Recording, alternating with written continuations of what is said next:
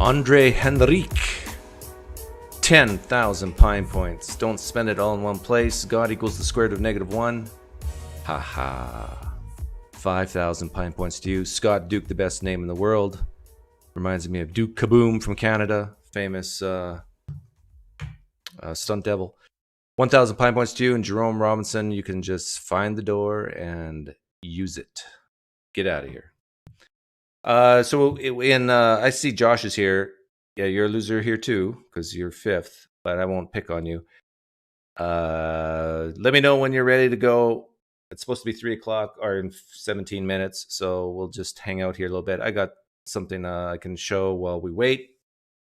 And so, yeah, in 17 minutes, I'll be hopping on to Joshua's Canadian Catholics channel and interviewing. How much time do I get with him, Joshua? I want to know. Hopefully it's more than what I had with Habermas. Let's bring up everybody's favorite, Doug Wilson. No, I mean Ricky Gervais. We'll listen to that. But I want to know how much time I got. I got like 3 things I want to talk about. And if I don't have enough, if I only have 10 minutes, it better be not like that. 30 minutes unless he doesn't like you. And if he does like me, I get more? Because I can do that. Oh, I can make people like me. I just like, hey, Greg, $20 for another 5 minutes. Can apologies be bought that easily? Hey, it's for charity. Greg Koukl's charitable person, right? Okay, let's listen to what Ricky and Doug have to say. We were talking about this tweet before about that you like this tweet that was talking about how you're going to go to hell. Yeah. That it should get a knighthood. Do you have any interest in a knighthood? Because a lot of British performers end up like getting a knighthood for service to the community or drama or something like that. Is that any interest to you? It's not like it was in the old days. Would you want to debate the existence of God? Okay. Yeah. So here we go. Ricky Gervais why is there something instead of nothing? That makes no sense at all. Okay, now if I was asked that question, why is there something rather than nothing? I would say by necessity, done. And then if I get any pushback from a theist, I would say, why is there God rather than no God? And they're gonna, because it has to be. It just is, right? You just basically get the same answer they give. Answer my question. That's not the 2 choices. No, but the 2 choices I'm giving you, I'm the host. Well, I don't... You want to concede the debate? Why is there something instead of nothing? Hold on. Yes. What do you mean, out of nothing? What do you... Why is there something instead of why is there nothing? Why does the universe exist at all? Why is there something? But surely the big question is not why, but how. Well, why? No, Ricky, just say, why is there God at all? Why? It's a question demanding explanation. Is irrelevant. Okay, fine. How is there something? Because you think of God as the prime mover. How is there anything instead of nothing? I don't. This is a ridiculous... Is there a prime mover? Is there a demiurge that started everything? Well, outside science and nature, I don't believe so. Because the interesting thing is, this is the thing, right? So, I'm an agnostic atheist, technically. Agnostics means no one knows whether there's a God. So everyone's technically agnostic. We don't... Yeah, see, I've recently changed on this, maybe in the last year or so. I think it's okay to say there's no God or gods, plural. And you can say that in the same way, the pen dropping. I know that when I let go, it's going to go towards the earth. Could I be wrong? Yes. Could I be wrong about a God existing? Yes. But all our available evidence to us says there is no God. Right? Well, Doug Wilson will disagree. So this is an important distinction. He defines agnosticism as because no one knows, everyone's an agnostic. There's actually 3 kinds of agnostics. There's the I don't know and I don't care, which is most people. That would be the frat boy partying agnostic. I don't know and I don't care. You don't need to talk to those guys because they don't care. You should save your breath for walking uphill. Then there's the agnostic who is the seeker. I don't know. I wish I did know. Can you help me find out what's going on? That is the seeker. And the Bible says, seek and you'll find, knock and the door will be opened. So they're only temporary seekers, right? Because if you're a seeker, says knock and it will be open to you. And if you seek hard enough, you will always find. Seek and ye shall find. So the seeker category of agnosticism is very limited. It's just for a time, because if you're a true seeker, you will find God. So the agnostic seeker is one who's on the path. The agnostic who doesn't. I really can't stand Doug Wilson, says the Science Ultimatum with Jason Torn. That's a mouthful. Why? You got to learn how to interact with people, even that if they might disgust you. Now, if a person smells like mothballs, then I can understand it. And you have to interact with them. Like if there's like a physical like repellent, then yeah. But hey, there's people who will kind of turn you off wherever you look. But I think you can handle them for at least a little bit of time. Care isn't listening to anything. Then there's the dogmatic agnostic, which Ricky Gervais is exhibiting right here. And that is, I don't know. Someone says, Callaman, I think you're wrong about the pen drop comparison. I don't think you should have the same confidence between the two. Well, the thing is, let me be more specific. I know that the God of Islam doesn't exist in the same way the pen. I bet you a lot of Christians would say, yeah, Doug, you're kind of right. I mean, you look at the Quran and you look at some of the claims, yeah, there's problems there. Doug, we're on your side. Okay, the God, the concept of God the Mormons have. Yeah, Doug, Christians and Muslims both say, yeah, Doug, we would say we know that God doesn't exist either. You just go down the list of all the gods that this planet believes in. And I'd say the vast, vast majority of people are going to agree with me. Yeah, we know that God doesn't exist either, but our God exists. Now, if you're talking about some nebulous, like you kind of have to close your eyes and open them a little slowly so you can barely see, that type of God, where it's just fuzziness and you don't know the nature of this, it's basically an unfalsifiable type God. You might be right. Maybe I should lower my confidence there, that maybe that type of God exists. But if it does, who cares? So maybe I am that type of frat boy agnostic in that sense for this unfalsifiable type God. But for good reason, right? No, nobody can know. So that's what it is. I don't know, you don't know, nobody can really know. And so consequently, we're all How's the volume? Limited, bounded, and finite. The problem with this is that I don't know, you don't know contains a limited and very specific claim of knowledge. What you're saying is, I don't know if there's a God or not, but if there is a God, he's the kind of being who cannot reveal himself to creatures. And the question obviously is, how do you know that? How do you know that God, if he exists, is the kind of being who cannot reveal himself to us? Well, no, that could be true, but all evidence says that if this God exists, he hasn't. But Doug Wilson disagrees with that, as we'll find out. It's low. Yeah, the volume seems low to me too, but why is that? I have it cranked up. Let me crank it up more. That's up. That's up. Let me try something else here. Sounds, recording, mic, properties, levels. Ah, there we go. Now I should be booming. That's up. Let's see. It's a knowledge claim. Yeah, let's do stereo mix. Right click, properties, levels. That's at 100. Okay, we should be good now, right? For volume? That's not a claim to not have knowledge, agnosticism. That's a claim to knowledge. God is the kind of being which, if he exists, cannot be known by us. That is not only a knowledge claim, it's a pretty stupendous knowledge claim. No. That's true. So That's true. an agnostic atheist is someone who doesn't know there's a God or not, as no one does. So you're not convicted of your atheism? Well, I am. Notice, no one knows that there's a God. Well, how about the ones to whom God has revealed himself? He's saying, what he's pretending to do, or what he's doing in this pretense. Okay, I turned it down a bit. Challenging the finite knowledge of an individual over there who says, I know that there's a God. But that contains within it a very cleverly hidden truth claim about the nature of God himself. God is the kind of being who, if he exists, cannot reveal himself. That's interesting. Many theologians have written about the attributes of God, and we sometimes wonder, how did they learn these things about God? Well, most theologians have the sacred text. What does Ricky have? Most theologians. Okay, yeah, now I'm really hot. Wow. I mean, like, my sound is loud.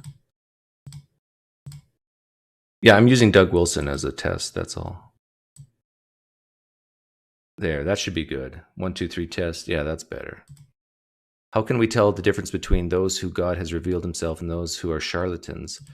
Well, yeah, Doug Wilson just said that it's the, we have sacred texts. What do you have? Your sacred texts were just written by men. How do you know that it wasn't?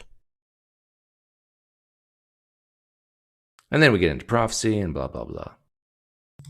Well, just his own opinion. Sure. No, I am, because atheism is only rejecting the claim that there is a God. Atheism isn't a belief system. Atheism. So this is atheism in a nutshell. You say there's a God. I say, can you prove that? You say no. I say I don't believe you then. So you believe in one God, I assume. In 3 persons, but go ahead. Okay. So you believe. Okay. I like it how both him and the audience laughs at that. You believe in one God. Well, yeah, technically, but it's more complicated than that.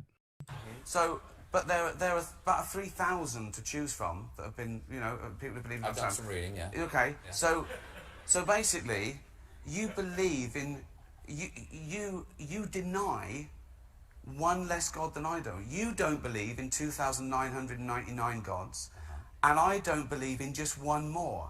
Right. So now, I haven't heard this, but before he says anything, Ricky Gervais is mathematically correct, right? Theists, he is correct. This is an interesting argument. We saw, I think it was Dawkins in another reaction video, presented the same argument. I take that back. I made a mistake there. Because, well, Ricky Gervais is correct, but I think Christians do believe in more than one God. They just think that their God is the top God. Like, Satan is the God of the world, small g. Like, so when a Christian hears the word God, they automatically think big G. But that's not how Ricky's using the word. Any divine being, Ricky doesn't believe in. What he's doing is trivializing the difference between disbelieving in 2,999 gods. Why not just take an additional tiny little step and disbelieve in 3,000 gods? That's all an atheist is someone who disbelieves in 3,000 gods as opposed to the person who disbelieves in 2,999 gods. The problem is, if it's a tiny step from 2,999 to 3,000, then it's a tiny step from 3,000 to 2,999. It can't be a giant step one way and a tiny step the other way. It can't be trivial. Oh, Josh just emailed me and said that he's going to ask some warm-up questions of Greg Koukl. Josh, my questions will be better than yours, I think. In one direction and momentous in the other direction. If there is no God, then the consequences of that are momentous, right? If there is no God. But which is more momentous? If there is no God, the consequences are momentous. But if there is a God, his God, aren't the consequences even worse? Or even more momentous? We got heaven and hell at stake? But if there are 75 gods versus 76 gods, that's not nearly as momentous, even assuming the polytheistic premises. So he can't have it both ways. It's a cute little debating trick, but that's all it is. Debating trick. They're having a conversation. They're just asking each other questions. Apologists get so defensive. Josh is going to play you. He is a narcissist and you are a source. I don't mind being played, Nathan. I mean, as long as, they leave some cash on the table and buy me cab fare home, I'll dance for them. I'll be their monkey. Do you ever have a feeling of great gratitude for existence? Of course. Do you ever have? I know. The chances are billions. Gratitude to whom? Or to what?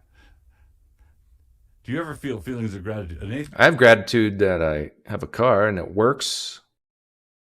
Theist who feels grateful is all dressed up and no place to go. He's got the tux but no party.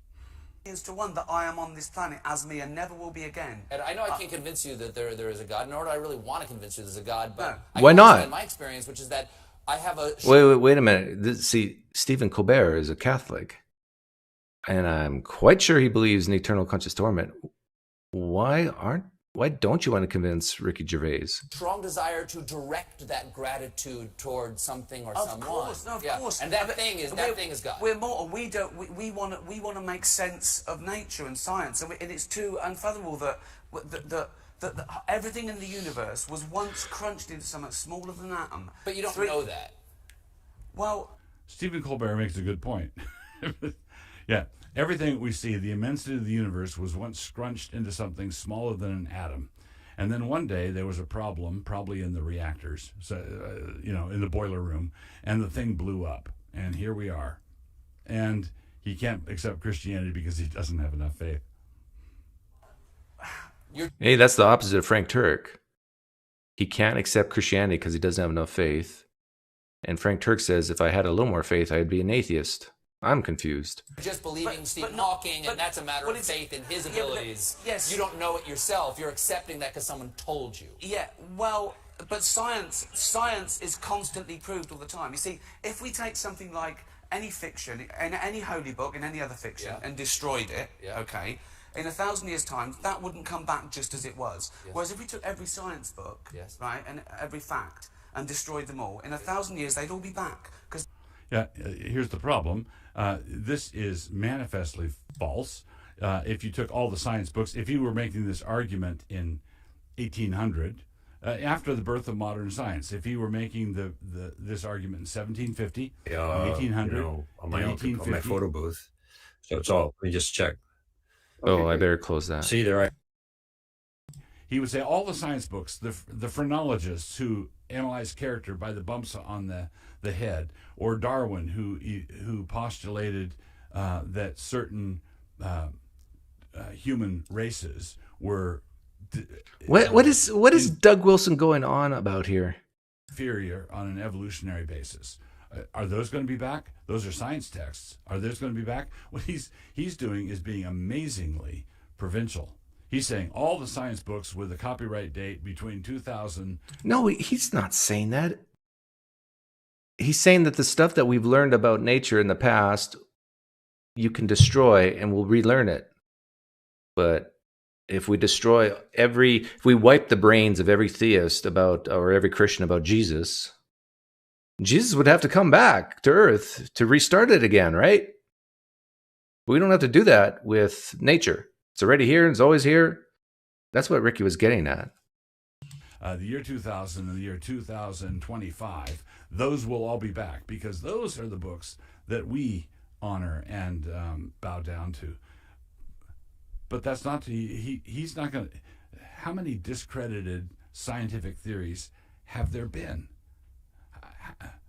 Yeah, Christians like Doug Wilson, they're so anxiety-ridden and they have so much insecurity that they can't take ideas like provisional knowledge, that we can learn things, be wrong about it, and then fix it or learn new things, have new evidence, and refine. No, that causes anxieties. You can't live your life like that. You need a solid foundation on the sacred scriptures. If we try to observe the world and have a hypothesis and then testing and then come up with a theory and then figure out later on that we were wrong about one thing or two things, no, can't have that. That how do you sleep at night if you base your knowledge on science? Seriously, you atheists, how do you sleep at night? But with God, we can have solid, foundational truth. Checkmate, atheists. Come on. All the same tests would be the same result. That's good. No, it's not. This is one. That's where Stephen Colbert stumbled. No, it wasn't good. It got some applause, but no good. Because I say so. This is Doug Wilson. I approve this message. Yeah. Okay, enough of you, Doug Wilson. I think the live stream has started. Do you have to pay these apologists to debate and interview them? No. They're not worth money. I was joking before when I gave out the 20. But no, I'm not. I don't. No. In fact, from their point of view, can you imagine paying someone to share the gospel? Well, I know the Apostle Paul took money to share the gospel, but he was a shyster.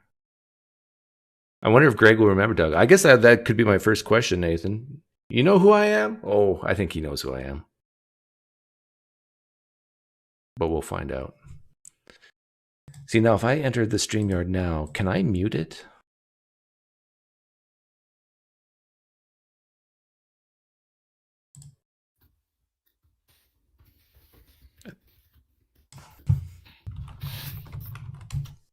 I'm here, Josh. Hi, Doug. Hello. We're going to be going live soon.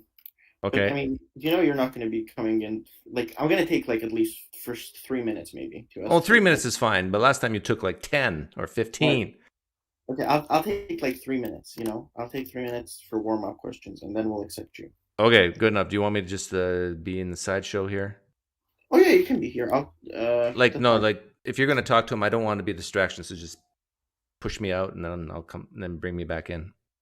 Oh, okay. That's fine. Yeah.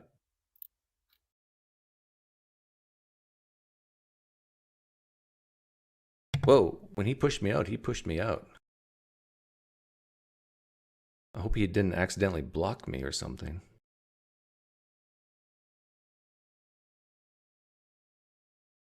Okay, let's move this over here. No, move this over here. 3 minutes. We'll see if he keeps it at 3 minutes. Yeah, I asked what I should ask him. A lot of people had some great comments. Get in now? Okay. Me, actually. My friend sent it to me. Who sent it? A friend of mine, actually. Oh, great. Yeah, he gave me as a free gift. And it's an awesome book right here. Thank you. I appreciate that. Right, so we will be going live now. Okay. So we will be going live now, right now. And we will be taking viewer questions, calls, and so on and so forth. And, you feel we originally scheduled for 50 minutes or an hour. So, like, if you feel like, anything, just let me know. If you would like to stay for more or less, I don't mind. It's just very informal. Yeah, I better mute this. Okay, they didn't say anything bad.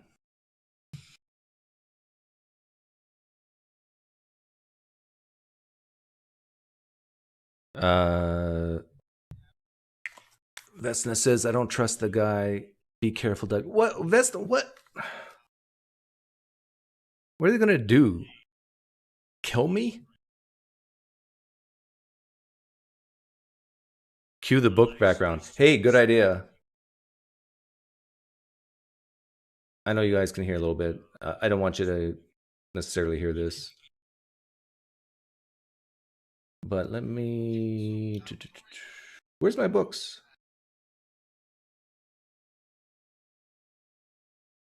Thing is, I don't like the color.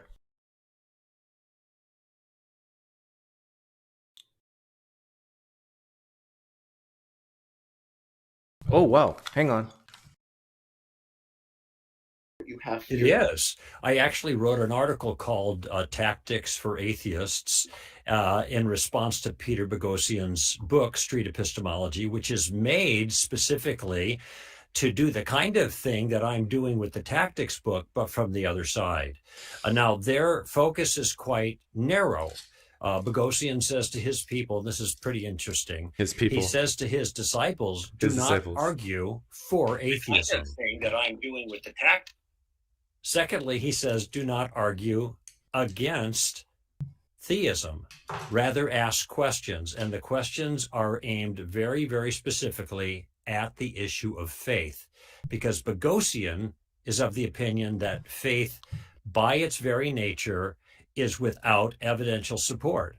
Now, he has done something that many atheists do, which is very convenient, and that is to define faith.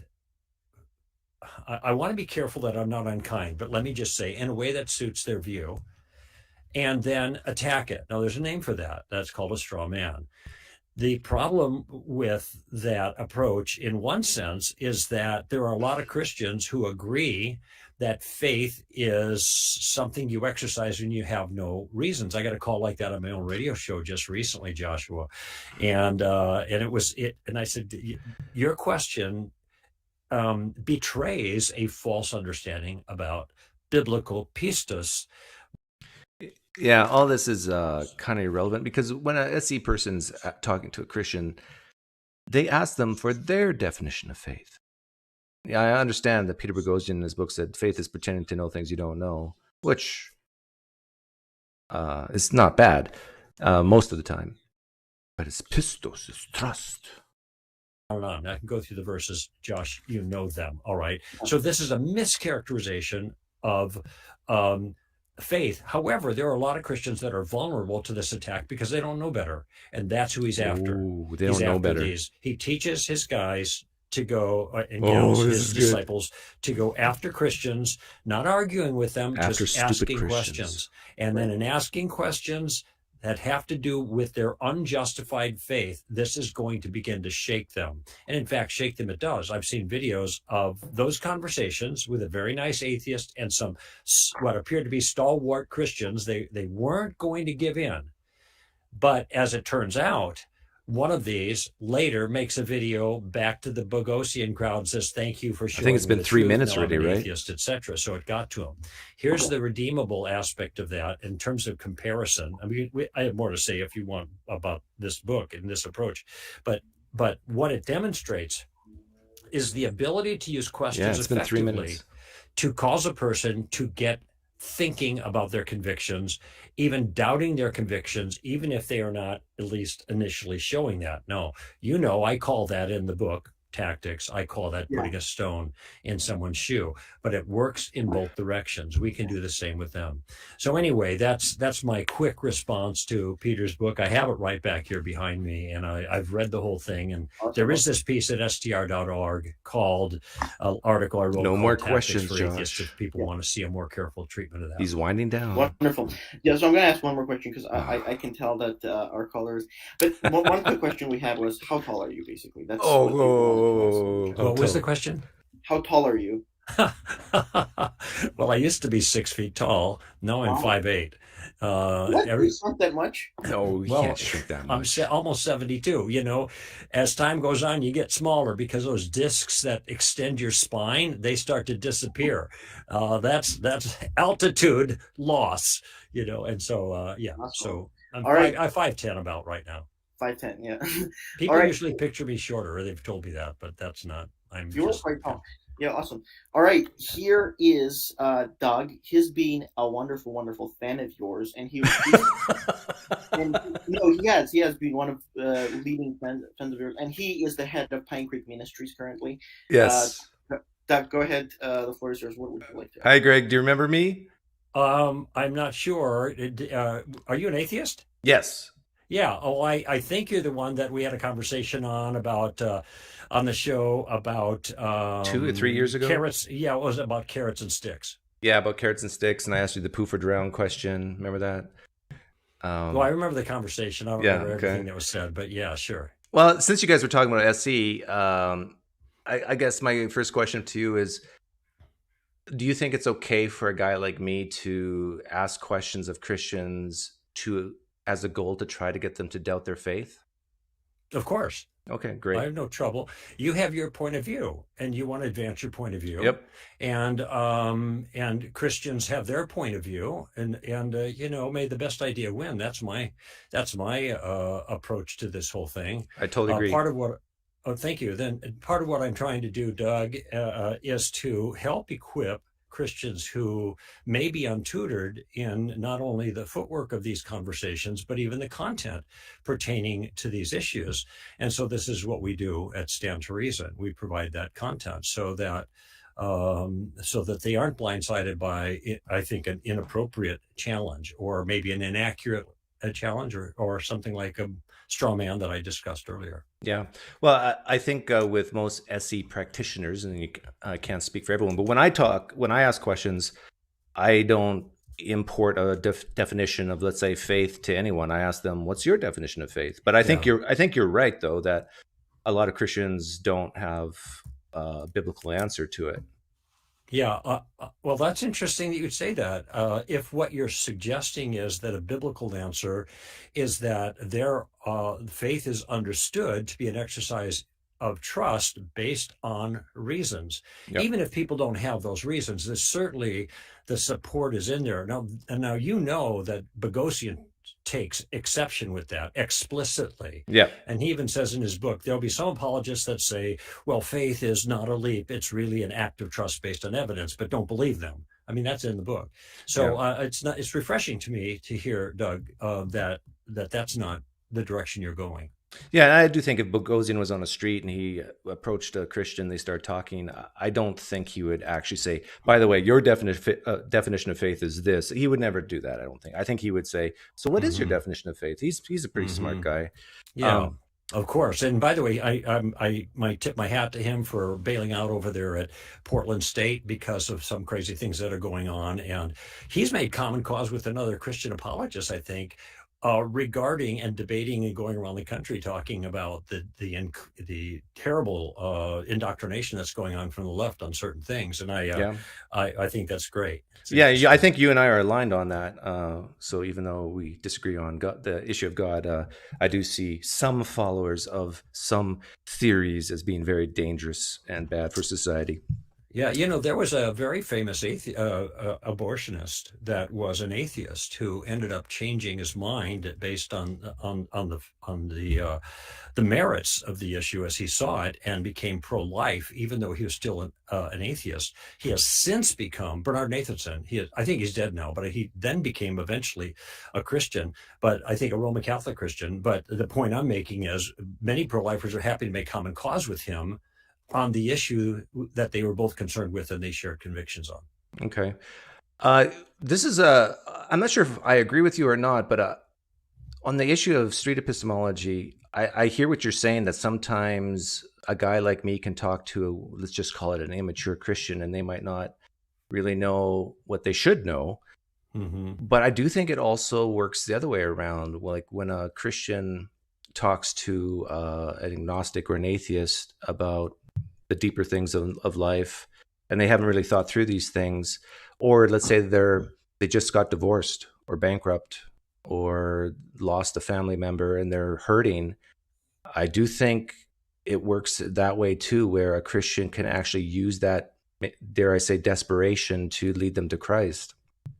Okay, when it works that way, tell me a little bit more about what you mean by that. You mean that there's just an emotional response or an emotional need that's being met by kind of leaning on this Christ that doesn't exist the way they think they do, and that's the main motivation for them to do that? Is that right? I'm just saying, like, that taking advantage of can work both ways. Like what a street epistemologist might do is take advantage of the ignorance of the Christian, whereas a Christian could take advantage of the desperation of the unbeliever. Do you agree? I see. Okay. All right. Now, let me just offer a clarification there. In my mind, they're not parallel, and you can weigh in on this if you like, Doug. They're not parallel because in the first case, you have a factual issue. What does Christianity represent regarding the nature of faith and the act of faith? step of trust and evidence, okay? It may be that both the atheist and the Christian are untutored on that, but the fact remains, all right?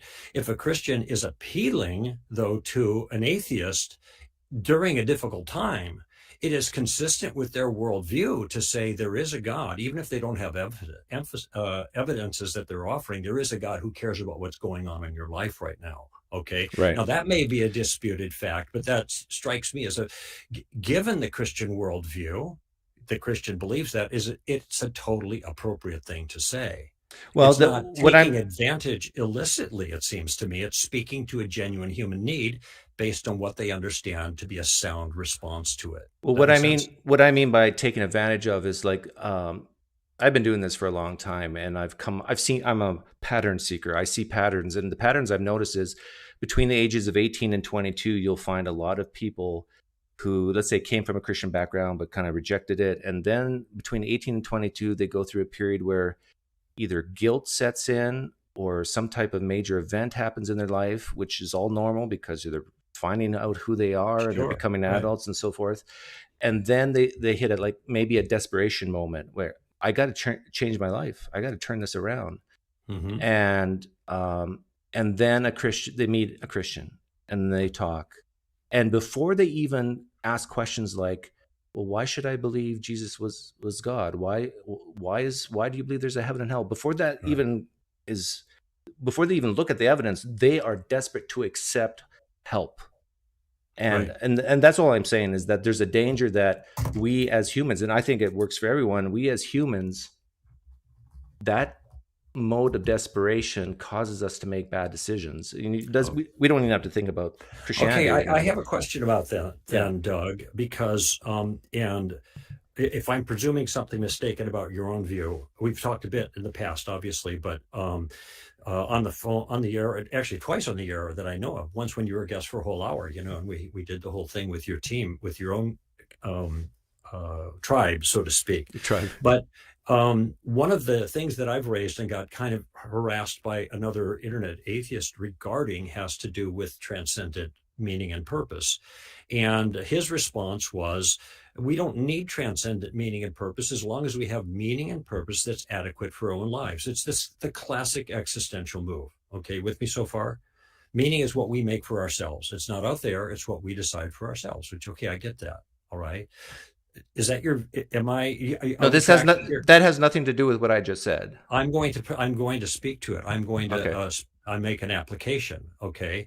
Because you're raising a kind of objection in a sense to what you think is a kind of manipulation, and maybe it is, or maybe it's the best the Christian can do at that point. But I'm just raising a question regarding that, because if it turns out that the reality is where meaning comes in for any individual in a materialistic universe is what they make for themselves, that's the existentialist move in an atheistic universe usually, then what's wrong with this particular individual who's going through emotional strife to make his meaning by accepting a God or a Christ for which he has no reason, but brings him a sense of meaning and value? So what's the problem there on that view, on that atheistic approach? Which I'm not sure if it's yours or not, but you see the point. Well, the point is, I think Christians would want people to get meaning, hope, and purpose based on something true. I agree. Yeah. So that's what I'm saying, that if a person is in a desperate situation, it will be harder for them, I think, and I hope you agree with this, to actually look at the evidence objectively and come to that conclusion that I'm basing my hope, meaning, and purpose on something true. Okay, whether they're looking at the evidence objectively or not, the real question is whether what they're believing in is objectively true. I could be having cancer and I go, oh my gosh, and then I go grab the first doctor and I don't know if he's the best one, but he's going to operate on me and deal with it. So I'm moving emotionally, but the fact is I still have cancer and I have to deal with it. And so the Christian is going based on what he actually thinks is true, whether he can defend it or not. And he's not like somebody who goes into a relationship with a girl who's on the rebound and says, oh, I can get this girl in bed because of her emotions, and tricks her that way. The Christian is doing the best they can with the resources they have to communicate the truth in that moment to help that individual. Right, I understand. But like I just read your personal testimony this morning, and that pattern seeking that I actually saw in you. Okay. And like, do you disagree? Like, you were probably in your early 20s, maybe not. I was 23 at the time. Okay, I'm just not outside. exactly sure which part of the pattern you have in mind. I remember reading that you had a brother who was a Christian, Yeah. who I'm assuming you love, and then you had a girlfriend, and your relationship broke. That's right. Now, but I made clear in my testimony that that was not the thing that was the motivating factor to me to come to Christ, because that happened a year before. And I always loved my brother, even when I thought he was an idiot for believing in Jesus, but it was a time of asking questions and pushing away and then coming back and having lots of discussions with people.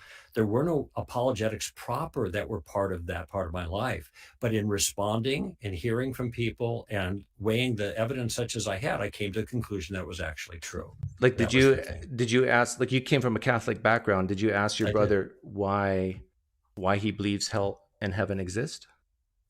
See, what was did I ask my brother what? Why he believes heaven exists? Well, if Jesus was who he claimed to be, and Jesus believed in heaven, then that's part of a no. Did you ask your brother this? I didn't ask him that. I don't know if I asked him questions about reasons for why he believed. Okay, and because, like I said, apologetics proper were not a big part of my view. But the part of the point I'm making even if people come to a conviction for completely emotional reasons, if the conviction itself can be independently verified as sound, then you can't fault the person for doing that, because that would be genetic fallacy stuff. But how did you figure out that it was sound when you were 23? Well, the way that I explain it is that it was an ineffable element. It wasn't me kind of adding things up on a list and coming up with a total kind of thing, because I had questions that I couldn't answer, or that weren't answered for me at that time. But I had enough that gave me the sense that what I was hearing was actually true. And by the way, epistemologically, this is the case for all kinds of things that don't even have to do with religion. So what sort of things were you hearing that you thought were true? Well, this is where, it was 48 years ago. And so I don't even go into detail on that when I give my testimony now, which I did just this last weekend. Because you don't remember? Because I don't remember. Okay. No, I don't remember all those details. But the two things that I remember, I think, pertinent to your question, Doug, is that, first of all, there were no apologetics proper that kind of were in evidence for me. Like a lot of my friends who do what I do, they say, oh yeah, and I looked at this and I looked at that and everything, it all came together, and then, it really all made sense. I realized, etc. That wasn't the way it worked for me, but it was a different set of circumstances that gave me the confidence that what I was asking about and pursuing was actually the case and was actually sound. What were those circumstances? That's what I said. I just told you I don't know what they are. I can't give you all of the particulars and all the details. It was the range of conversation that I had, principally with my brother Mark, but also with a number of other people. One in Fort Lewis, Washington, who was a Christian, and I was in the military at the time, and I was asking a lot of questions. But keep in mind, 48 years ago. Yeah. So I wasn't taking notes about all of those things. But I am aware that just like a lot of people who are looking at different decisions, they are coming to a general understanding, a conviction that the things are true. Well, I became a Christian 43 years ago, and I know exactly what happened. All right. Well, I'm not challenging your own. I'm just like, this is usually when someone becomes a Christian, I think it's kind of a big deal. Like, and they kind of, it is a big deal. Yeah. It's true. But the issue, again, I want to emphasize is that even though there are emotional or even cultural or familial or economic, all kinds of issues that could drive a person to make a decision about something they think is true, the real question is that thing true or not? Yeah. And are there reasons, even if the person doesn't know them or are aware of them at the time, well, let me ask you to this justify that? Let me ask you this then. Like, I know you don't remember, but just a guess. Looking back, is your guess that you became a Christian for good reasons? Like, given what you know now? Of course. Yes. I mean, I obviously wouldn't have become a Christian. I mean, think about it. I'm 23 years old. I'm in college. I'm athletic. I'm, okay with the gals. I like footloose and fancy free. Why would I want to just add religion to my life when this is going to cramp my style. All right. No, but that's not what I'm asking. I'm not asking about desire. No, I did it. You're asking about my reasons for it. And did you have reasons? And I said, good yeah, reasons. If I would not, my point is, I would not have just done that if I didn't have what I thought were adequate or sufficient reasons. Okay. There was nothing in the natural that drove me to that. I wasn't going to get my girl back again if I became a Christian. All right. I wasn't going to make money if I became a Christian. I wasn't going to get laid more often if I became a Christian. Those aren't the things that were driving me. There was I understand, other things but in my mind. There's Christians who, let's say, are 60 years old now, and they're looking back when they became a Christian in their early 20s, and they'll tell me something like, well, I became a Christian because I went to this Christian concert, and I just felt this warm, tingly feeling in my chest. Now, let's pretend you were that person, and I ask you, you think that's a good reason to become a Christian? Are you asking me that now? Yeah. Is that a good reason to become a Christian? No, it's not a good reason to get a warm, lots of things that can produce warm, tingly feelings in your chest. But sometimes people are using those ways of describing it in order to really get at something deeper that's going on. If the Christian worldview is true, if there are good reasons to believe it so, part of that worldview is that there is a work of God in the hearts of people to bring them and draw them to himself. Now, I understand that you will see that, well, that's just a totally subjective experience that's disconnected from any rational kind of thing. It's non-rational. It's not irrational. It is non-rational. It's another way of persuading people. The key here, though, is not the means or the modality or any of that by which somebody comes to a conviction. The key is whether the conviction turns out to be true. That's the key. We are kind of dancing around genetic fallacy stuff at this particular point. And maybe I would say, but it's not okay to become. But I think you just said it's not okay to become a Christian for bad reasons, even if it is true. No, I didn't say it's not okay to become a Christian for bad reasons. I know, we're agreeing. I said, well, you just said the tingling in your chest, and there's lots of things that could explain that. But we're agreed that's a bad reason. No, because depending on what the Christian who said that means, there is a sense that is part of the Christian world view that God works in our heart, and people can, in a very decisive way, and people can describe that in different fashions. Maybe the person just said tingling in his chest, but I do think that there is a work that God does. The Mormons have a tingling of the bosom. Like, is that a good reason for someone to become a Mormon? Well, the Mormons use this in a different fashion, all right? Because what Mormons do is they are given a Book of Mormon, and then they are asked to get a sensation. They are asked to pray for a sensation to show them that the sensation is evidence from God. This is not what I'm talking about at all. There's no parallel, except for there's a subjective element in each case. These aren't people who are looking for a burning in the bosom. These are people who are engaging the details of the gospel as they're given to them, and they are becoming convinced that this makes sense and they need that. And some might, other evidence is involved, and some might call it a tingling in the bosom. But if Christianity actually is true, there is this subjective element of God working even without the rational things that other people may find necessary. I think you can see that a Mormon sits down and is told to read the Book of Mormon and pray first, and they get this feeling in their senses, the tingling, and they come to the conclusion it's true. A Christian, or someone who's not a Christian, opens up the Gospels, reads the Gospels, and gets this sense, this feeling, even tingling, that the Gospels are true. Yeah. One's a good reason, one's a bad? Well, no. There are two different kinds of experiences is the point I'm making, all right? One is you have to work up the feeling. You're asking God to give you the feeling about this particular book. And the other one is just pursuing on your journey, pursuing and coming to a conclusion. And I don't know if there's going to be tingling or not. I didn't have tingling, but what we're talking about in either case is something God is doing in the life of the person who is trying to pursue the truth. Now, you're not satisfied with the tingling. Okay, I don't care about the tingling. Some people might describe it as tingling or not. But what I am saying is there is an element that is part of the Christian worldview of God making a difference in a person's heart, even apart from all the fancy arguments. Mormons would say the same. No. Okay. So, but the real issue isn't what was the phenomenology of their conversion. The real issue is, were they converted to something that's true? And that's what is important. Do you think is it true or not? And sometimes they I agree. The question is not ontology though; it's epistemology. How do you figure out it's true? So of course. Let's shift gears, because I wasn't making any sense about ontology. This is all epistemology for me. All right, not ontology at all. And there are different ways that we are appealed to, and one of them is a rational sense. But there are other things as well.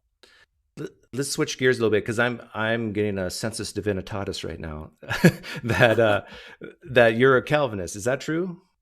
I am Reformed in my soteriology. That's right. Okay, so tell me if you think this is correct. If it's true that you're a true Christian, you're going to heaven and you will have eternal life. Mm-hmm. And if it's true that I'm not a Christian, I will not go to heaven and not have eternal life. Well, you will face the responsibility for your own sin and be punished for your own crimes against God, such as they are. But here's my question. Why am I not a Christian? Well, I think the simple reason why you're not a Christian is because you want to stay where you're at. That is your desire.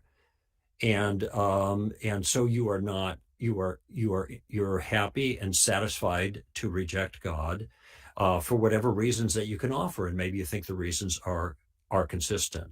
Can I choose? Can I choose to change? Of course, I did the same. Okay, so from God's perspective, before I was born, did God elect me to be a Christian or a non-Christian? Well, before you were born, God knows what everybody's going to do, and He knows that on their own, naturally, they are going to go their own way. Okay, so I'm just doing what I'm programmed to do, right? No, you're not programmed to do it. That's not the way I would characterize it. You are doing the things that you want to do that are completely characteristic to your nature, and this is something you're. But do I choose my nature? No, of course, nobody chooses their nature. Right. So I'm just doing what my nature. You would have to have a nature to choose a nature. Okay. Right. So you are someone born into the circumstance, and you're doing exactly what you desire to do. And so how do I change? How do I change that? Because you're saying I'm just doing what my nature. I'm just doing my nature. Right. How do I change that? Well, the part of the nature that is relevant in this particular point is the part of the nature that rejects God and does you can do all kinds of good things from your nature that have a merit to them and are virtuous and all kinds of things like that. I'm not disregarding that kind of thing. But ultimately, when it comes to bending your knee towards God, your attitude is one that you do not want God, and you want yourself. And I a lot of times I think this attitude is it's called a dispositional belief. It's down deep here. You're not all aware of, but it's the same way I was when I was saying everything was morally relative. There were no absolutes in morality. This justified my own behavior. Okay, I could do whatever I wanted, but I was also marching against the war at Vietnam. So I'm describing an internal attitude of rebellion. That's the way I'd characterize it now. That even was true of me. But if your nature's rebellion, how did you change? Because I asked God for help, and God came in and helped me. So you can have a nature of rebellion and still ask God for help? Sure. Isn't that a good thing? It happens all the time. Isn't that the opposite of rebellion? Isn't that accepting? Say that again. Isn't that the opposite of rebellion? Reaching out to God and asking for help? Yeah, that is. That's when you lay down your arms and you turn to God. And okay, so if your nature is rebellion, how can you ask God for help as a rebellious person? Because God is going to help you. There we go. So this is what I was that was a leading question, I admit. But no, I know where you're going with this, but I wanted to lay a proper framework for it. Because there's a lot of detail that's going on in this, okay? So if God doesn't help me, I cannot change, correct? If God doesn't transform you to want to be like Him, you won't change. You will do what you want to do. Okay, and so it's the state of rebellion to Him. So if I die a non-Christian, it's because of what God didn't do. Well, see, this is one way that people put it, but it's also what you did do in continuing to rebel against him. And so you are going to be held responsible for your actions. I understand that.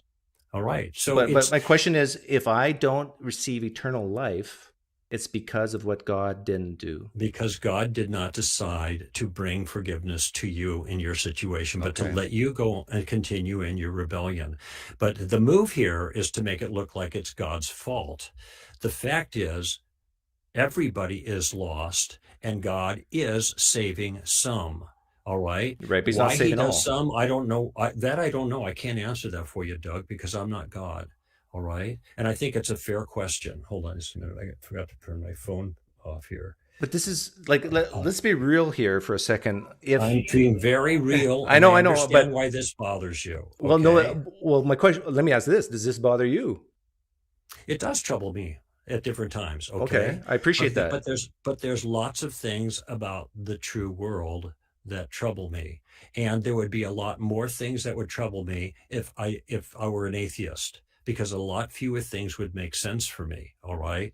And so what we do is we adopt worldviews that we think are the most persuasive. And every one of those worldviews is messy, because, epistemology is not a tidy thing, because there are lots of things that are going on with us regarding the issue of knowing. Okay. I do have a question about this. Is this meant to be 1 hour with me and Doug, or are we taking other questions from other people?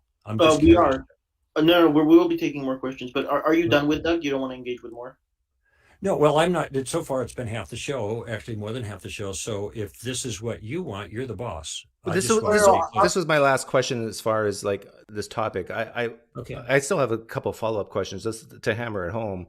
No, you can go ahead. I have no qualms, Dr. Koukl. Sorry, I want everybody to get their fair share. Because it's like, I really do appreciate, Greg, that you admit that this is troubling to you. But the whole thing to say that God is not culpable, I mean, because God could have chosen not to create me.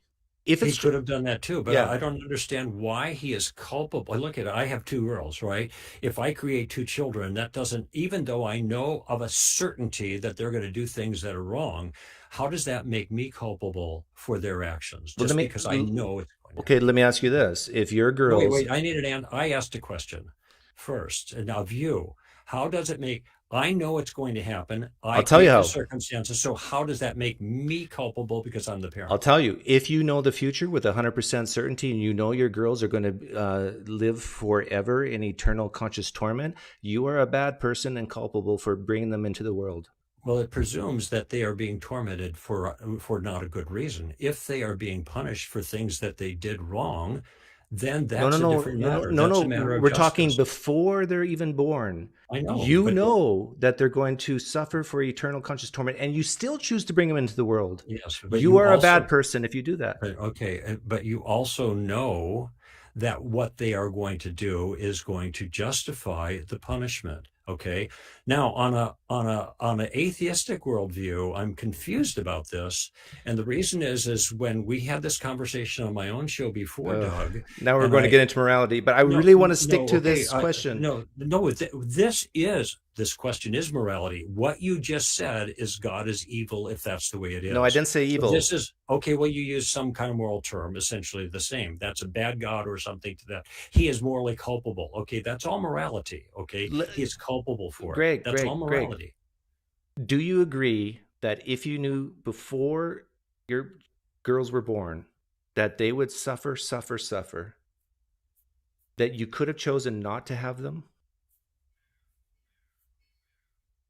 You could have chosen not to have your children born, right? Just not have coitus with your wife. That's true. That's okay? Right. And if you know the future with 100% certainty, and you're never wrong, and you know they're going to suffer greatly, and you choose to bring them into the world, what would you say about yourself? Well, I would be acting in a way that resulted in something that was harmful or difficult or painful for my children. But the thing is, you have just reduced it down to 2 simple factors, okay? And my point is there is a lot more, okay? And if I were an atheist, now you might be saying that's not really wrong from a Christian perspective if that's what God has done. It just seems to be wrong within your worldview. The problem here is, and this is what we talked about before, you are importing a moral standard here to make a judgment against God that in atheism you have no basis for. So what you said last time we talked was that, and I asked you this question, so what you're saying is that what God is doing is inconsistent with the way you were. Does God want people to suffer for eternity? And no, wait, I'm just going back to your basis for morality right now. Okay, if people deserve to suffer, then they should suffer and be punished. All right, but I'm asking about the basis for your morality. I've already said that I have difficulty with some of these things emotionally. Yep. Okay, so I acknowledge that. All right. However, what you're doing is you're inveighing against Christianity, one aspect of it, by importing a moral standard that in I'm using your moral standard. Pardon me? I'm using your moral standard. No, if you're using my moral standard, then God makes choices that are appropriate for the circumstances. Does God want anyone to perish? Well, it kind of depends. You're quoting for 2 Timothy chapter 3. Okay. Yep. Well, there's some dispute about exactly in the context what that's making reference to. Do you personally believe in your interpretation that God wants people to perish? Well, I think that there's you're just jumping away from another point with another question here. I was taught, but I'll get to this question. No, we're still in the standards of morality because I'm using your. Okay, then let me finish the point about the standards of morality. What you said earlier is that morality is explained by Darwinian evolution. Okay, I didn't say that. This is what we talked about. Oh, you mean last time? I don't even think last time I brought up Darwin.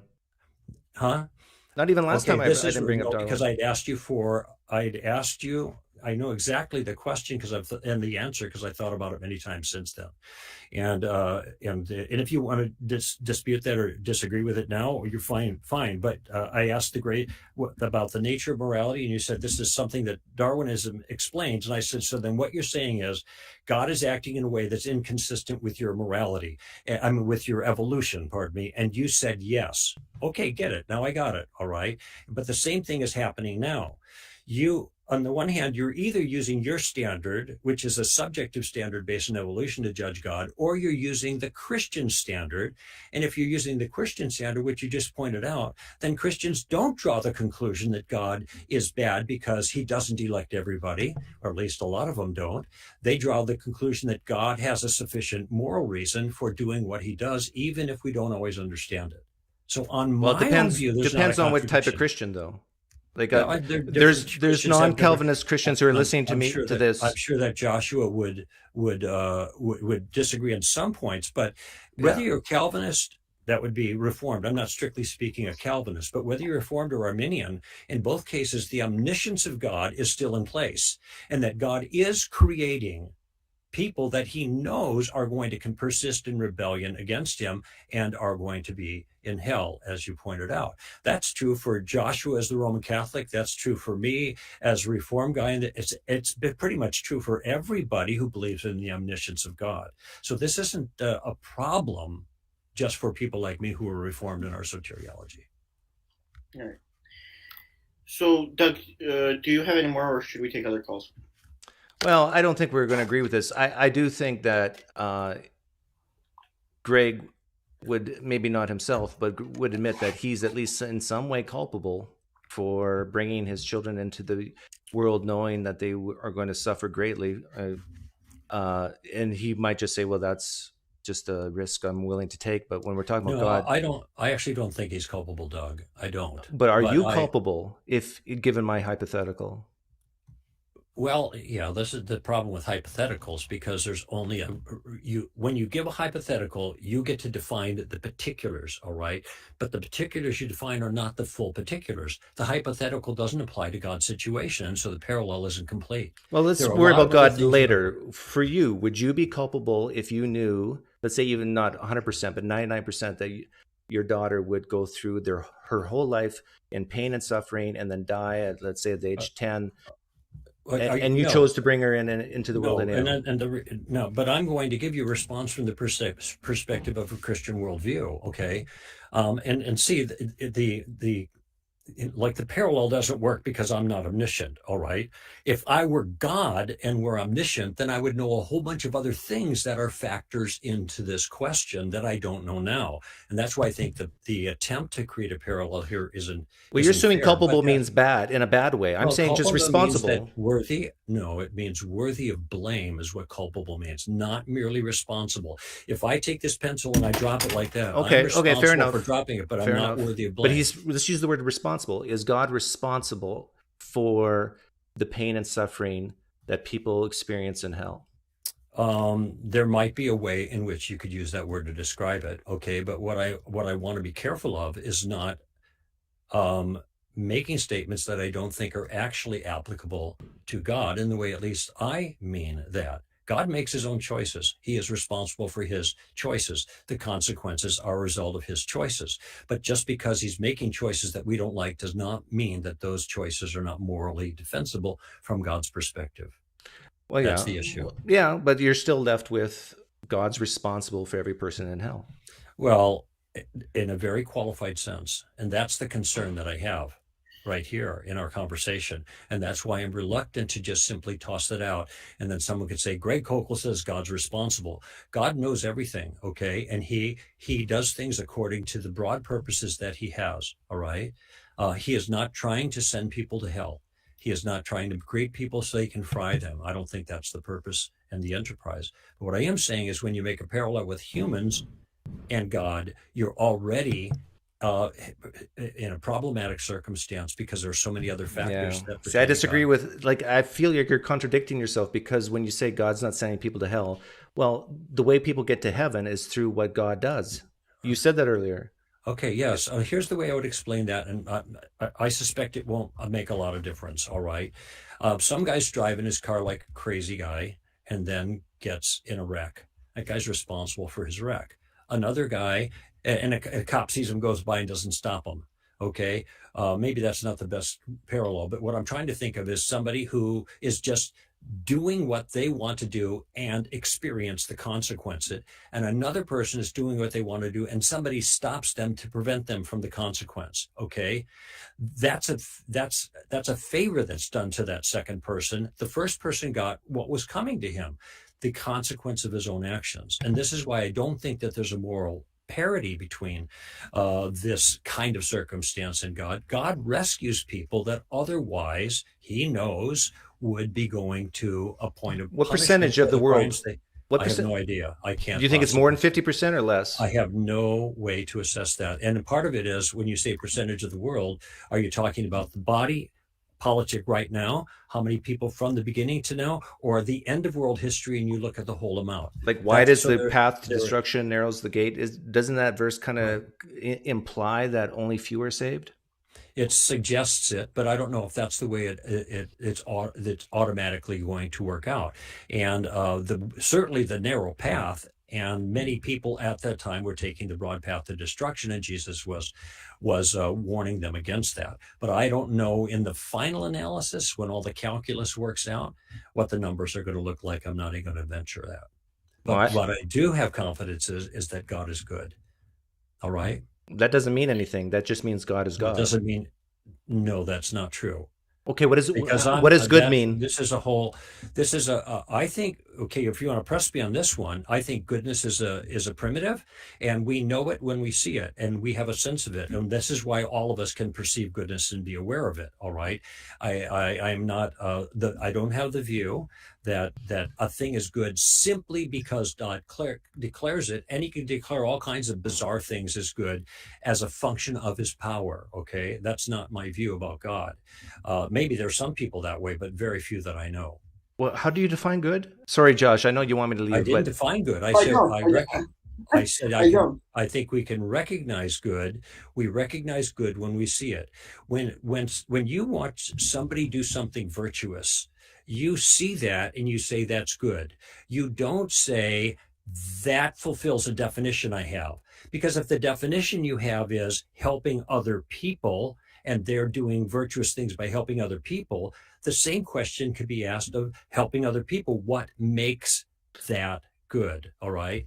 And so I think I think goodness is ultimately a primitive, That means it's on a foundation, and we behold it and see it. Okay, so if you and I see the same action between two humans, and one action is a sword going into the heart of an infant, and you and I see this, and we go, we both agree, no, that's not good. But then we find out later this is God commanding it in the time of the Canaanites.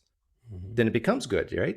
Well, that's because the circumstances completely changed. Yeah, the action itself is in one case is bad, in another case is good. But look, you know this, Doug, that in objectivism, all moral actions, the morality of any action is determined by the circumstances in which it's done. You want to put a sharp thing into the heart of somebody else? Right. If it's a scalpel in a doctor, that's one thing. All right. If it's, homicidal maniac, that's something else. If God wants to take the life, forget about the Canaanites. He killed everybody in the flood.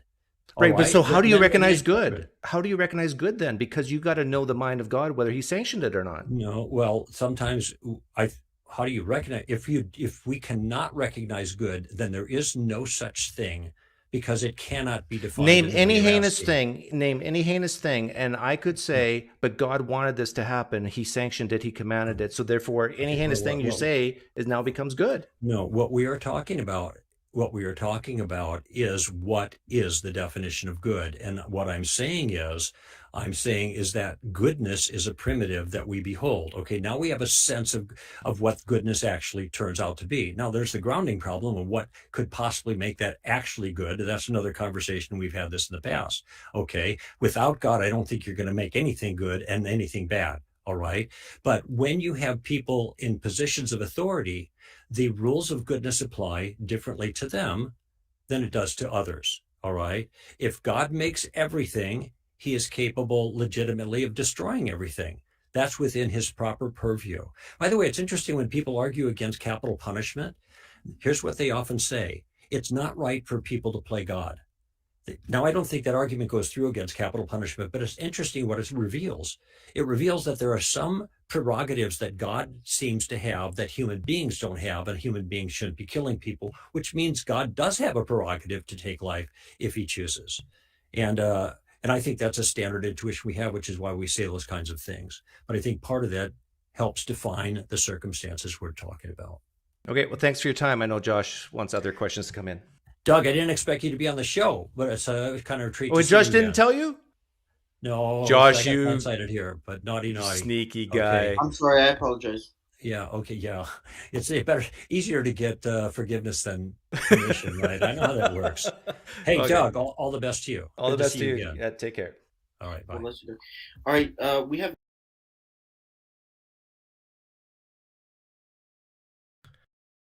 Whew. I tell you, it's really tough to talk to a guy like Greg because he just likes to talk and talk.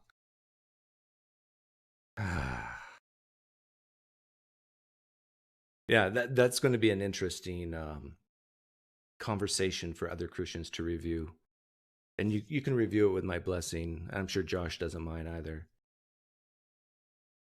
But we talked about having good reasons. We talked about what salvation, how do you become a Christian?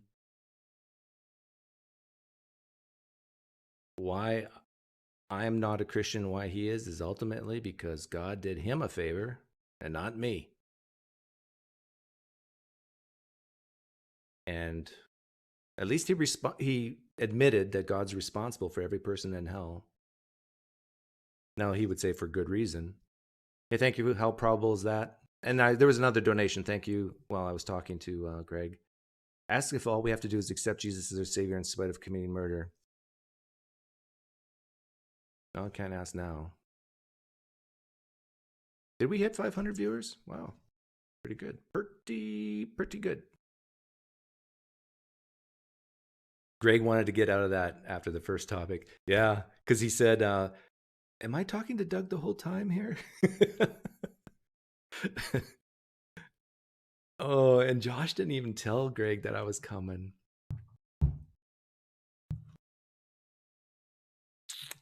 Bad boy, Josh. And you see what he did, and it's I probably didn't show any frustration. I hope I didn't. But when we start talking about these details of what's good, what's not, he wanted to go back to, well, you believe in evolution or Darwin. I could be wrong, but in our first conversation, I don't think I even uttered the word Darwin. But maybe I did.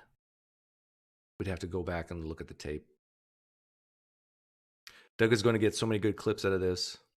Well, the non-Calvinist Christians are going to watch this, and they're going to applaud me, is my bet. Because I think I was very effective here showing that the God Greg Koukl serves is a schmuck.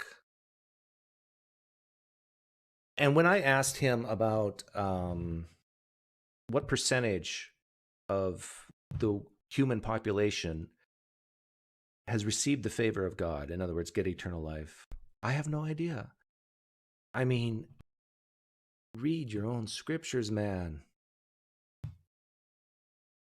Greg, when I brought up that verse, is wide is the gate of destruction, that narrows the gate to life, that's yelling at you that's going to be the minority that gets saved. And so God created a universe where the majority of people don't get his favor, which is what they need in order to receive eternal life, and just a small fraction, whether it's 30%, 40%.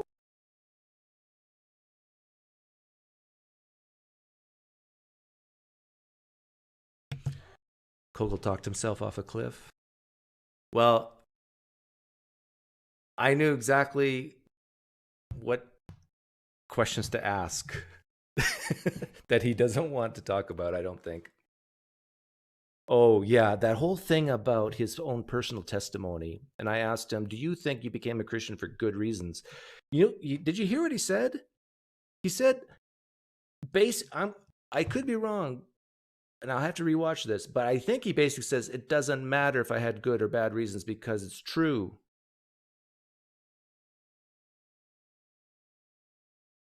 That's the sense I got. Now, maybe he did say that it's good to have good reasons. So when I asked him, do you think you had good reasons back then when you're 20? Well, that was so long ago, I don't remember. I don't know about that. You don't remember? My conversion was 43 years ago. I remember vividly.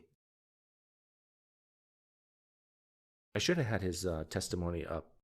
I had a whole bunch of quotes. Could have probably quoted him there. You should have asked him if there are any bad reasons to accept Christianity. Well, I sort of did. I sort of asked when I brought up the non-Christian goes to a Christian rock concert and feels this tingling feeling in their chest, and they become a Christian as a result. I think I experienced God through this tingly feeling. Therefore, I'm becoming a Christian. Didn't I ask him? I think I asked him, is that a good reason? And I think he kind of said, yeah, because Christianity is true and Christianity works that way sometimes. But not with the Mormons. No. That tingly feeling is not a good method to come to truth because it's false. Oh. Kind of shady, he said that he didn't recognize you at first, but then he remembered all sorts of details and said he's thought it made. Oh, Deepak, this is why I love you, man. I never, you're right. In the beginning of the conversation, it sounded like he barely remembered me. And then he starts to pull out details that he thought about many times from our first conversation. Thanks for the donation, Endicoot. A+, Doug. Hey, thank you. I'm sure if Camille was here, he would only give me a C. Why did CC trap Koukl by springing PineCreek? That's a good question.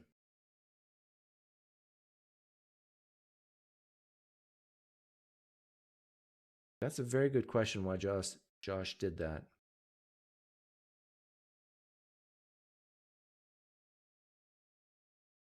Do you think other believers see how silly this is? It's not a bad reason for Christians, but if everyone else, everyone needs a smile. I think it is patently obvious what happened there. I think Christians can see that. And I think there's Christians that will say, no, you can't use that excuse that just because it's true, every reason is a good reason to come to Christianity. Greg was more motivated by strategy than honestly answering the questions and seeing where it leads. Well, yeah, his problem is he just talks too much. But I gotta give the context, the comprehensive foundation for your question.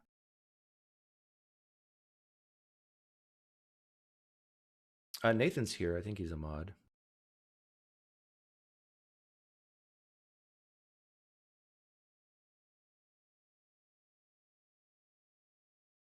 We noticed there was no invitation to poker night, Doug. Yeah, Greg, do you want to come to poker night? It'd be funny if he loved poker.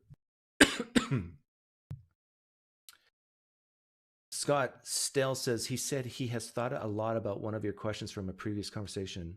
Yeah, that's what Deepak said too. And yet, didn't seem like he. Oh, hi, Doug. I remember you.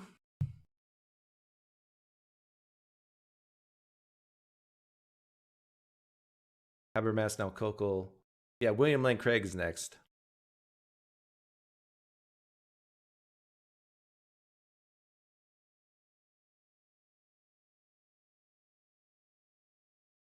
Man. Oh, hang on a second. I gotta check something. See if Yahweh texted me.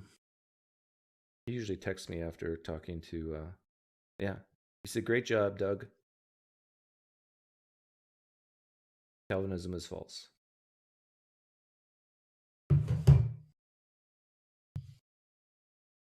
Did Habermas know he was going to get the PineCreek? That's a good question, Chris Decker. I don't know. My guess is no. See, Josh, you got to be careful. Because if apologists know or can see this, that by going on your show, they might get the PineCreek treatment. You might not get any more guests.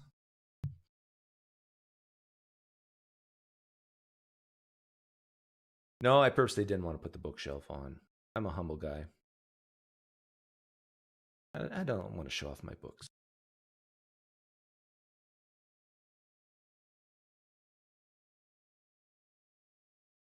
Digital Gnosis made me watch. Well, thank you, Digital Gnosis. But yeah. Huh. I must say this conversation went better than the last one. Because on the last one, it was on his show. And I mean, he has complete control, which makes sense. It's his show. And because it's on Josh's show, I think it allowed me to, like, I interrupted a few times, but like Christians, right? I was warranted. I'll use a philosophical term, a theological term. I was warranted to interrupt. Yes? Doug, why do you want to destroy people's dreams of heaven? Can someone play Enya as I answer? I'm not trying to destroy people's view of heaven. If you need a placebo, that's fine. Question is, this is what I agree with Greg. I agree with Greg that it matters whether it's true or not. And I just don't think it's true. There's no reason to think it's true. Yeah, Sebastian Hunter. Oh, that's not the German way to say it. But I saw your comment when I was talking to Greg about Hebrews 11, and there's also a verse, other verses that basically make faith sound, believing without evidence. But there's verses to the other side. It's more like trust. You just give them what they want. It's fine. It doesn't make a difference. Question is your trust misplaced or not? Hey, thank you for the generous donation. How probable is that? My Calvinist friend believes that a Hindu medical doctor who's kind and dedicates his life to working with the poor will go to hell. Must believe in Jesus as Savior. Christian murderer. Yes, he is saved. Sick. Yeah, this is the justice of that version of Christianity. It's totally divorced from how you act to your neighbors. I shouldn't say totally divorced, but there is a divorcing there, a separation. That if you are a bad Christian and you make mistakes, but you don't live your life that way, but you just make some really bad mistakes, your consequences are still heaven. You might not get a mansion in heaven. Maybe you'll just get a shack, but you're still going to heaven. But you can be the most giving, loving, compassionate person in the world, but you just don't think Jesus is God and died for your sins, and you're going to go to hell forever. That's, I think, what Greg believes. And what makes it even more sick is Greg believes the only way someone can come to the saving faith in Jesus is if God does something in you first. So if you don't become a Christian by the time you die, it's because God didn't do something in you first. It's all in God's hands. So every single person who's lost and going to hell in his view of Christianity is because God chose it. And he's justified in not allowing people into heaven, which means they end up in hell, because they're living in their sin, that they were, because of their nature, that God created them to have in the first place. How anyone can have this form of Christianity is beyond me. If you are a Calvinist listening to this right now, and this is the first time you've actually thought about it in this way, it's not too late. You can reform from your Reformation. We can have an altar call right now for you Calvinist Christians. Come to the front. Renounce the satanic Calvinistic view and come to the saving faith of PineCreekism. Darth is going to flog Greg for his dismal performance against Doug. I don't think Greg would talk to a guy like Darth.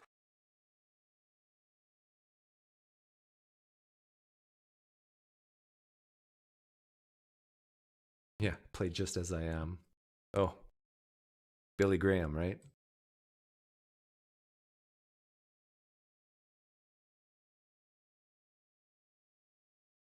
You want to come in, Nathan? I'll take a couple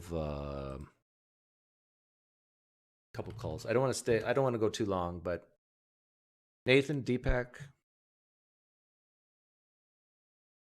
Oh, we got someone waiting already. Yeah, play Just As I Am. Hey, mozzarella cheese. Whoa, you're good.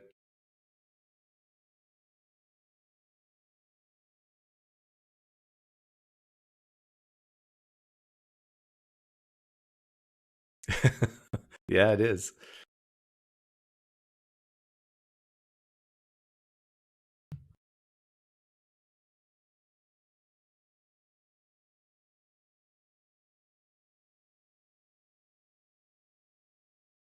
Yeah.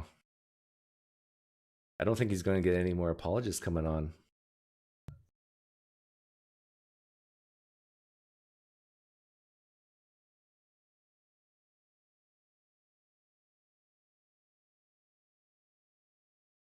Yeah, you were just on for like, maybe 2 minutes. And he kind of got like jumped by like 3 or 4 different guys who, are maybe not quite 100% your style, Doug, but have a similar sort of view on it. I thought that was fascinating. What'd you think, Nathan?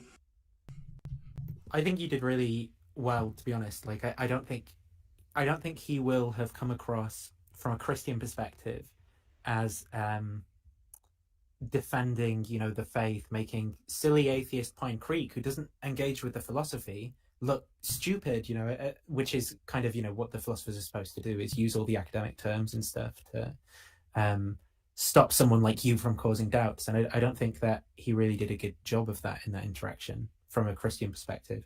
From a non-Christian perspective, I think you gave him, I think you asked like really good questions. I particularly liked the one about morality when you said like everything like physically is the same about the stabbing of the person. So why is it good in one case and bad in the other case? And it's like, like as a naturalist, right? It's like, yeah, it's bad in both cases, but he can't give like good answers about. So I like that line of question. But yeah, I think it went well from your point of view. Is that live stream over? Because now Josh. Yeah, it just finished. Because I went in afterwards because I was going to try and ask some of the questions about his reasons for believing, and then Josh was like, well, if you've got more time, you can stay on. I don't think he felt comfortable. Yeah, he didn't feel really? Yeah. So he was peeved at Josh then, really, right? I think so. Oh. I mean, politely peeved. Like, I think he kind of made up some reasons about some, like, writing he's got to do and stuff. But I think if he'd asked him at the start and said, can you stay a bit, like, half an hour longer, he would have been like, yeah. And then by the end, he was like, no. He was shell-shocked. That was the look I got on his face. And when I asked, because the question I asked him was, I just repeated about did you have good reasons when you converted? And he was like, yeah, well, it's good reasons because, like Doug said, the census of it, like when they go into that overdrive mode and everything's like popping up that they've ever read or is connected to justification, that sort of thing was happening. My goodness. Yeah, it really sounded to me like he was saying it's okay to become a Christian for bad reasons. I think he said by definition, if you're becoming a Christian, it's not for bad reasons, right? I think that was more like what he was saying, was that there can't be bad reasons as long as you're becoming a Christian. I think it was less like bad reasons and more like, if giving Christianity is true, if that person feels the tingling, like that's the Holy Spirit. That can't be a bad reason. It's the Holy Spirit. Like that's not bad. But I think the problem is that's a little bit of circular reasoning, right? Like you're coming from the opinion, Christianity is true. Therefore, the reason for believing it can't be like that. That doesn't make a lot of sense. I'm going to let Joshua in and chastise him. Because he was naughty. It kind of makes me even look bad when he asked a question. Oh, did you pay a super chat? No, I just tagged him in the comments. You tagged me or who? Josh? No, Josh. Okay. Yeah, come in, Josh. The link. Oh, I just always assume everybody knows it, but yeah. I think if you'd had more time, and obviously the time pressure like made it a bit weird, then you could have pressed him on that like sensus divinitatis story, because I really do think that apologists have a just so story about the sensus divinitatis and stuff, but I don't think it does any of the work that they want it to do in terms of saying, well, look, there's no parity here between these two because I have the Holy Spirit in the sensus divinitatis, and I think you can just do the same. You just talk about the theological entities in the other religion. It's like, how is that any better? They have these other things that they say exist, but the question is, why think it's true on that basis, right? Well, yeah, and I think he did that for a minute with Mormonism. Like he flashed that in there, like, oh, Mormons say the same thing. Yeah. But he didn't give like good reasons for really distinguishing between the two, right? Josh, do you not own lamps? Is it too dark here? I mean, that's okay. We don't sell them all for the books. We don't need to see you. But so did you tell Habermas I was going to come on? I mean, I said we would be taking calls, not that PineCreek would be on. They don't know you. Am I supposed to be saying that? Well, I can see the little hidden smile when you ask. Am I supposed to be saying that? I don't understand. What did I do wrong? Well, do you think Koukl was happy with you? I mean, we talked in private. He didn't seem angry. Like after the live stream ended, everything was fine? Yeah, we talked about you, but I'm not going to share what we talked about in private. Okay, so he's not upset that you had me on without him knowing? No, not at all. But we talked about what you've done previously. I'm not going to disclose that because it's like. Well, I can assume the worst. That's fine. Right. How are you, Douglas?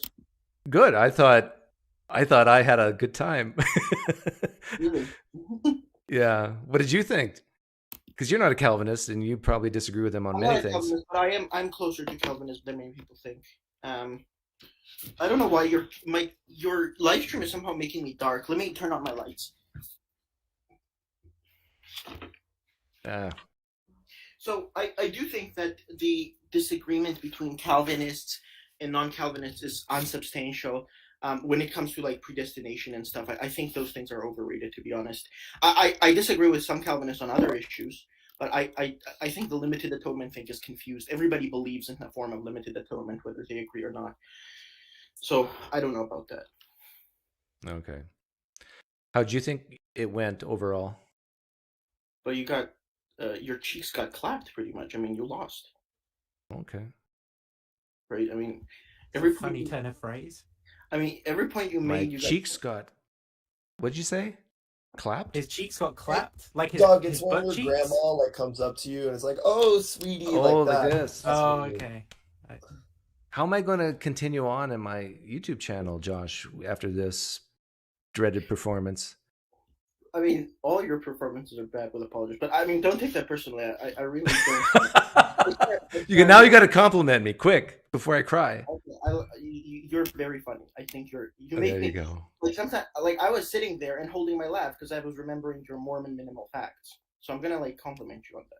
I did think that was genuinely funny. Okay. Well, now I feel better. Thank you. What? Anything else you want to say? Or was that it? I kind of want to press you on the resurrection, if that's okay. No, no, not today. No, not today. I've been talking about the resurrection for all week. So. Well, you're scared. That's fine. Yeah. And after that conversation, you're so close to. Yeah. After that the schlacking I got from Greg Koukl, I don't. If you pile on, and I'm supposed to make supper tonight. I don't know if I can cook a good steak after this. You understand. You understand, right? Because you're a Christian and you are loving. I'm a very good Christian. Yeah. Yeah. I got some. Yeah. All right. God bless you, Doug. Science bless you. Take care. That guy. It's kind of funny though, right, Nathan?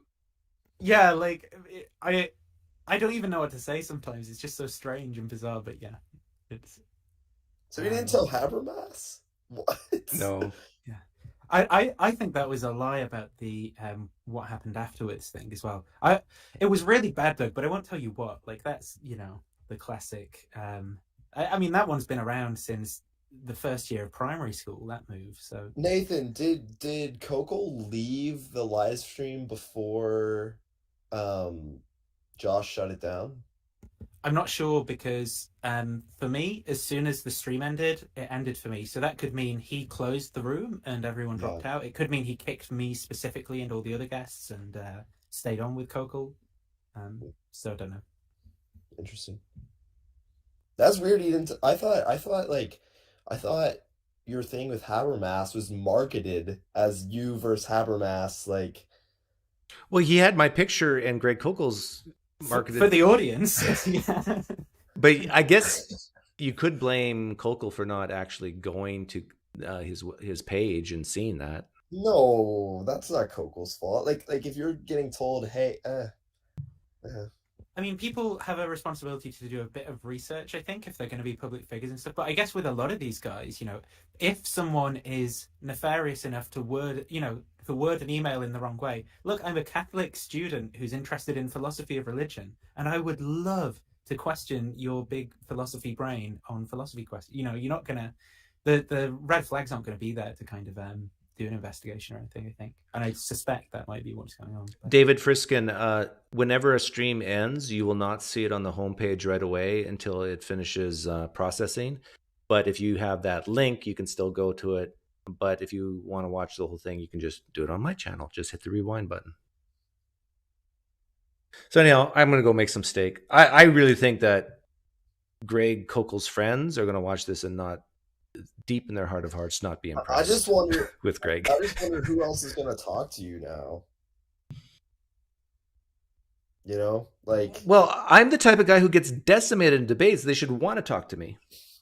Yeah. Yeah, but it's kind of been like that for a while, though, hasn't it? One thing that was interesting right at the start of the conversation, actually, was I think you asked the exact same question that you opened with the first time you talked to him, and I swear he gave the same response for about the first 2 minutes, and it was actually really kind of bizarre. Yeah, I did ask the same question.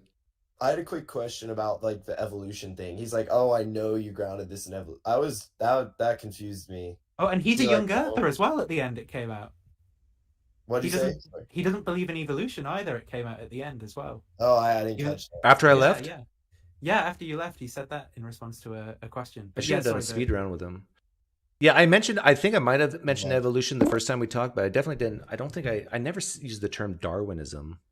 Lawrence Brown wants in desperately. Okay, this is a risk. All right, I'm gonna bounce. Okay, see ya. See ya, Nathan. Yeah. You there, Lawrence? Have you muted? But I can hear you. Muted to the audience, but I can hear you, but I don't hear you. So that means I get rid of you. Yeah, there you are. I can hear you. You have to turn your tab off. For everyone on planet Earth, when you go on a live stream, you know nobody can hear you, right? Except for me.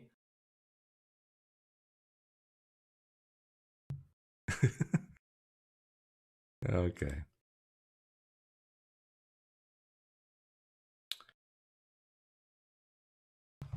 Let's play it off.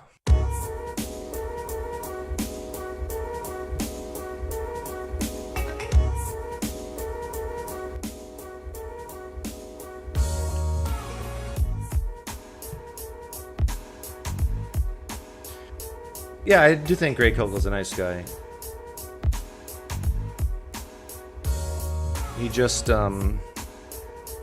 feels a tremendous need to defend every ounce of Christianity, every gram.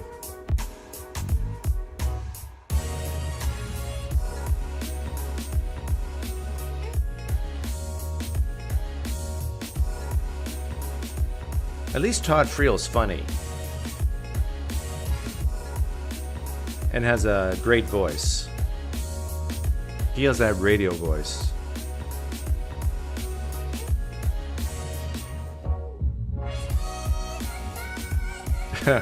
Very funny, Jeff.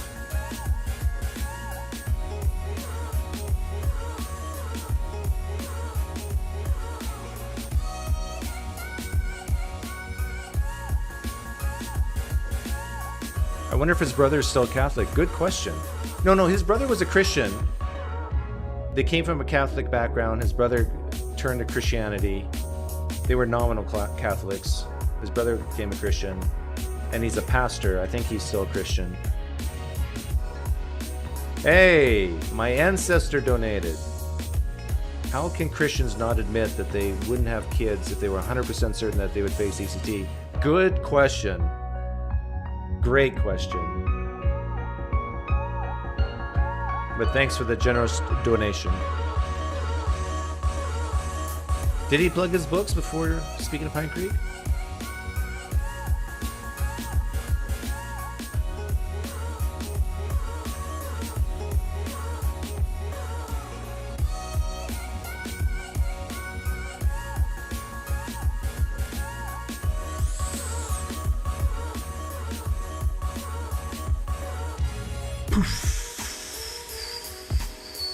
Hey, Greg Koukl, if you ever hear this, you're invited to come on my show, where you know ahead of time you'll be talking to me.